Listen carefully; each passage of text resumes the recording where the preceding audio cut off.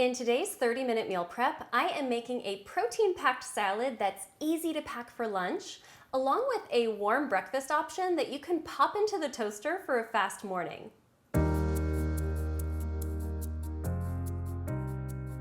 The first thing I'm making today is a quinoa and black bean salad.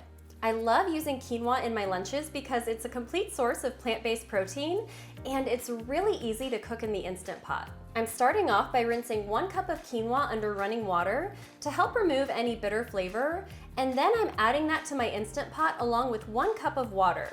I always use a 1-to-1 ratio of quinoa to water when using the Instant Pot, so keep that in mind in case you ever want to double this recipe. When you double a recipe in the Instant Pot, you usually don't have to increase the cooking time, but it will take longer for the pot to come to pressure.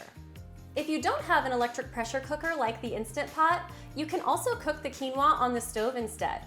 In that case, you'll use 1 cup of dry quinoa to 2 cups of water and bring that to a boil.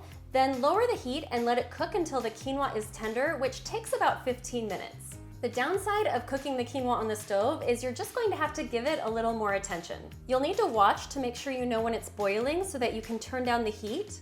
And you'll also want to watch it towards the end of the cooking cycle to make sure the quinoa doesn't start to stick to the bottom of the pot. That's why I love using my Instant Pot, because I can just dump the ingredients into the pot, press a button, and my hands are free to do something else. I'm cooking the quinoa at high pressure for 1 minute, and then I'm going to let the pressure naturally release for 15 minutes after that. Now that the quinoa is cooking, I'm going to slice a sweet potato to make a batch of sweet potato toast. This is a great option that you can pop in your toaster for a fast morning, and you can top it just like you would regular toast. I find that it's easiest to slice through a sweet potato when it's vertical like this, and I'm cutting it into slices that are about 1/2 inch thick.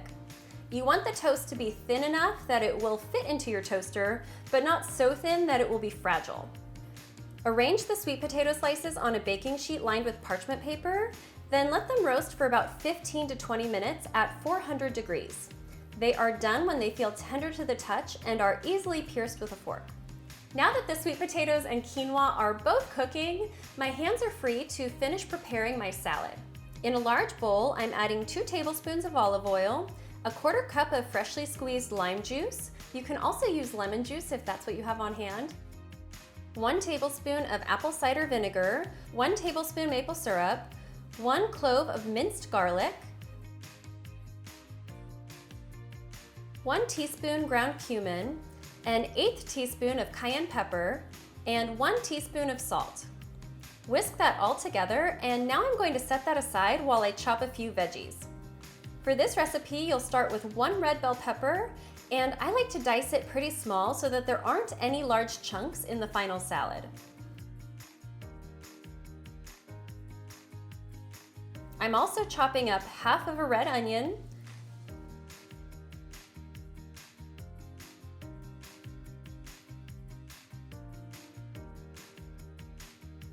3 green onions, and 1/2 cup of fresh cilantro. The last thing I need to add is a can of black beans, which is about 1.5 cups of cooked beans if you're making them at home, and I rinse and drain that really well before adding it in to the rest of the mix. My timer just went off for my sweet potatoes, so I'm going to pull those out of the oven and set them aside to let them cool completely. Once they're cool, I store them in a glass jar in my fridge, and then they're easy to grab for a fast morning. These should be sturdy enough that you can pop them into your toaster to reheat for breakfast, and then I like to top them just like I would regular toast. After you've let the pressure naturally release in the Instant Pot, you'll probably notice that the floating valve in the lid has already dropped, signaling that there's no more pressure left in the pot. This means it's safe to remove your lid. If for some reason the floating valve is still up, you'll move the steam release valve to venting to release any remaining pressure. The quinoa is perfectly cooked, and now I'm just going to mix everything together.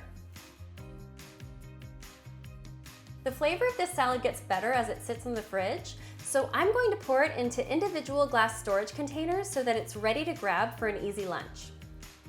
I hope these 2 make-ahead meals will help make your life a little easier this week. For more healthy recipes, be sure to visit my website detoxinista.com, and I will see you here again soon.